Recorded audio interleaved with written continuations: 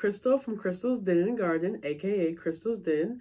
And last summer, I had my first ever big garden. And while it was super successful and super fun, I definitely made a lot of mistakes along the way. So today I wanted to talk to you about 5 mistakes that I made as a beginner gardener and give you some tips to help you not make those same mistakes as well. So the first mistake I made was just being disorganized and not having much of a plan. I knew I bought seeds and I bought dirt and I knew I had pallets and I knew I wanted to grow in that, but that was really the extent of my planning. And so it kind of became overwhelming and I was doing a lot of learning along the way, failing along the way, all of that. So a tip I want to give you is to just ask yourself, certain questions so you have an idea of what you're working with and how you want to get your garden started. Stuff like what are you going to grow?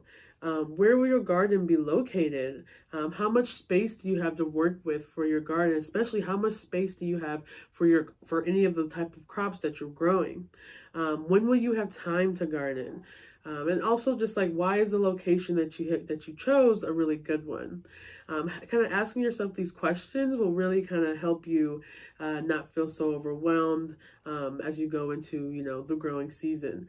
Having a journal is very helpful too, as well as maybe making a photo diagram, just of the space you're working with and kind of drawing out and placing where you want to put your different veggies and fruits on there. That's something I'm utilizing this year and it has definitely been way more helpful. My second mistake that I made was not providing my crops with adequate lighting. There was places that I had put certain fruits and certain vegetables that they weren't getting enough sun. A quick anecdote, I had my tomatoes in my east flower bed, and that flower bed gets sprinkles of sun in the morning, then shade, and then sprinkles of sun later. So it doesn't get that full sun. Most crops need 6 to 8 hours of sun a day, tomatoes included. So once I moved them to my backyard, which gets sun all day, they thrived and I got tomatoes all summer. So I say all that to say is, I put those tomatoes there because I thought they would be aesthetically pleasing. I was like, oh, this is going to be really cute right here. This is what I want. But, especially when gardening, it's not about what we want, especially when we think about placement. It's about what's going to be good for the crop and how it's going and putting it in a place where they're going to be able to grow abundantly and efficiently. So just make sure that anything you're growing, pay attention to the lighting requirements. If it needs full sun, give it that full sun. If it needs less, then pay attention to that as well. The third mistake I made also has to do with plant placement, and that was just planting things too close to each other. When I had my transplants from seeds I had cultivated or just transplants I bought, I would, kind of bunch them up. I did that with my tomatoes, I did that with my squash, and I just kind of had them all kind of close together. When you read the packets on a lot of these, though, they say they need 3 feet apart. But because everything was so small, I just wasn't thinking about, the end goal of this stuff is going to grow, so it needs room. And especially viney vegetables like squash, pumpkins, and watermelon, they are going to vine out. They can go up to 30 feet, I've heard. So I say all that to say, make sure you're paying attention to the placements of your plants, your seeds. Even when you're planting it small or big, that placement will determine how well everything is going to grow. And it will also make sure that, the plants aren't fighting for nutrients, fighting for space, fighting for resources. So make sure you give them that room so that they can grow abundantly and, just grow really well. So the fourth mistake I made was not keeping up with weeds or just grass maintenance. I had put down cardboard, put my pallets on top of the cardboard, put the dirt in it, and then that's where I put in my plants. But once the cardboard broke down, it allowed the grass and the weeds to kind of grow up. Even around the perimeter of the garden, I had put cardboard and a little bit of mulch, but I didn't put enough, and it just got really overwhelming and it grew kind of wild. Weeds coming up to the beds, grass on the perimeter, very hard to maintain, especially when it gets to that point.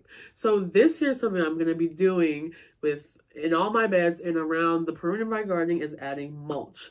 Mulch is so good not only for keeping moisture in the soil whenever you water, but it's also good for like keeping weeds away. If you can pile it up to like 4 or 5 inches or even higher, then no weeds or grass or anything will be able to grow up through it. So I'm going to be mulching this year, and mulch is definitely going to be a really great remedy to help you keep those weeds and grass down in your garden. Also, just having a raised bed, like off the ground, that was very helpful too. And then the fifth mistake that I made was just not being patient. I was very impatient at times, especially when I was making seedlings. If they didn't sprout, I would maybe throw the dirt in another container only to see it sprouted later, or just watering when I didn't need to water, or picking tomatoes that were not ready, but they that weren't fully red, they were they weren't ripe or anything. So different things like that.